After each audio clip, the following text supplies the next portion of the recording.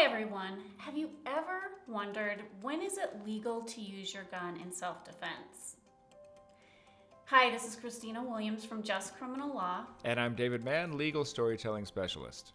And we have worked on cases together in the past, David, where I've had clients who've had to use their guns and they've been charged with a crime. So we really have been able to dive deep into this particular topic. Yeah, I've been intrigued when we've worked on these cases that there are some instances that are very clear cut, don't use a gun, and then there are situations where actually the law protects you. And this one that we want to talk about here is called the Castle Doctrine, which now I know something about, but I didn't before. So I thought, let's talk about this. What is the Castle Doctrine?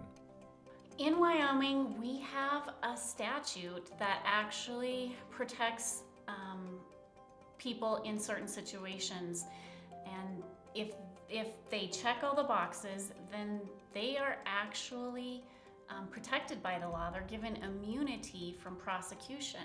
And so this statute is recent. It wasn't until 2018 that Wyoming adopted this, but the Castle Doctrine goes way back to English common law before our country was even founded. So it's kind of like, it sounds like it's giving you the right to protect your castle. So it's the place that you live, the place that is your kind of home base, whatever it is, and the law says you get to protect that with deadly force, right?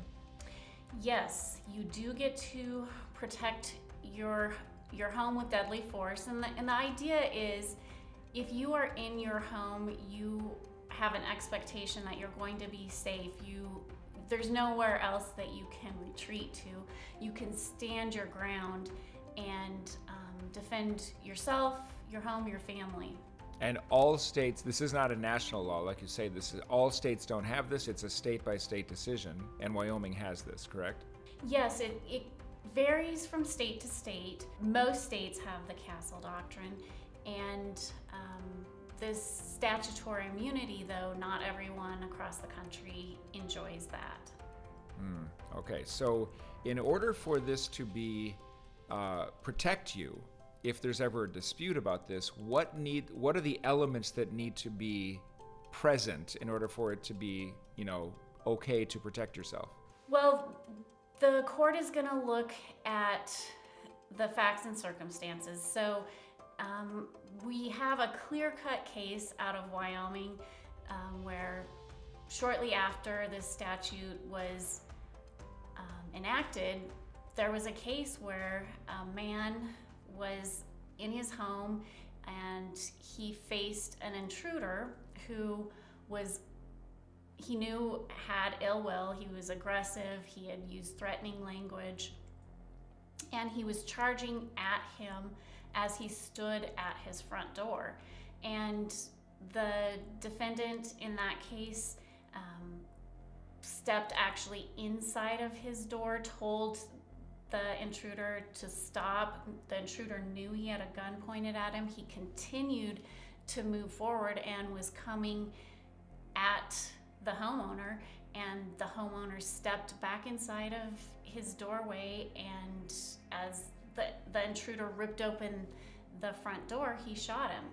And the statute was applied in that case. A hearing was held in front of a judge, and the judge found that that particular person in that set of circumstances was immune from prosecution, and the judge dismissed the case.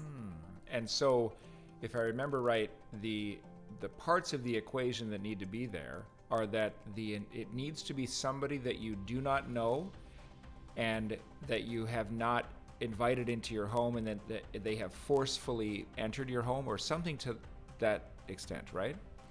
Right. I mean, it does not preclude you from being protected if you know the person.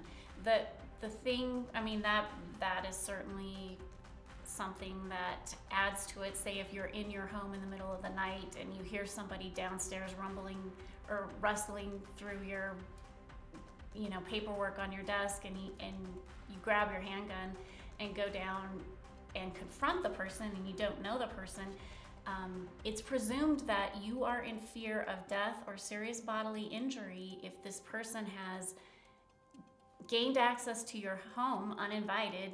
They're unlawfully there.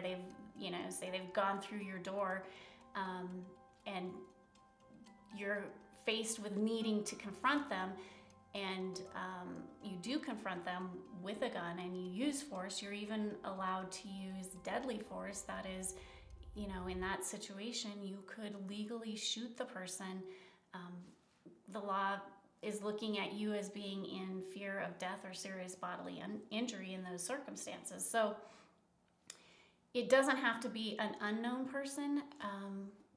Certainly there's going to be situations where you would know the person and this would still be justified. And I'm sure that the example that you gave there is very clear cut about, that this person was, the defendant was being attacked by the intruder. There's got to be situations where it's a lot less clear cut and the court needs to work out whether this applies or not. Yes, and there's actually a recent Wyoming Supreme Court case that talks about a less clear-cut situation where we have someone at a campground who's staying in their SUV, and there's a drunk and disorderly person at the campground who's wandering around and lost and allegedly using threatening language and lunges at the defendant, and the defendant uses deadly force against that person. I mean, there's the issue there of, in that particular case, was the vehicle considered, something you could apply the Castle Doctrine to? And the Supreme Court said yes.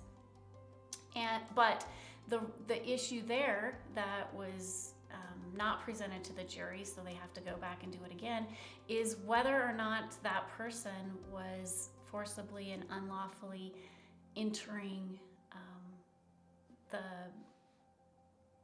camper or the overnight vehicle. And there was evidence that he'd been on the campsite before and ran into the car, and he was really spooking this person that was staying in their SUV.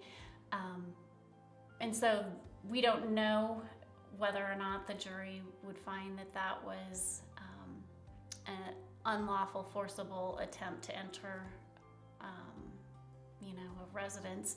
But the trial court gets to do that one over. So, yeah, I mean, there's all sorts of things that can cause a little bit of a variable here.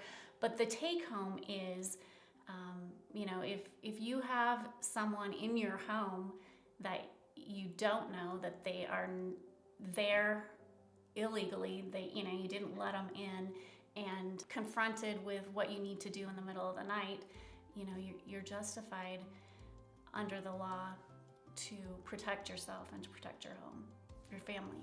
Okay, great. Well, if someone gets in that situation and they need a lawyer, how do they get in touch with you?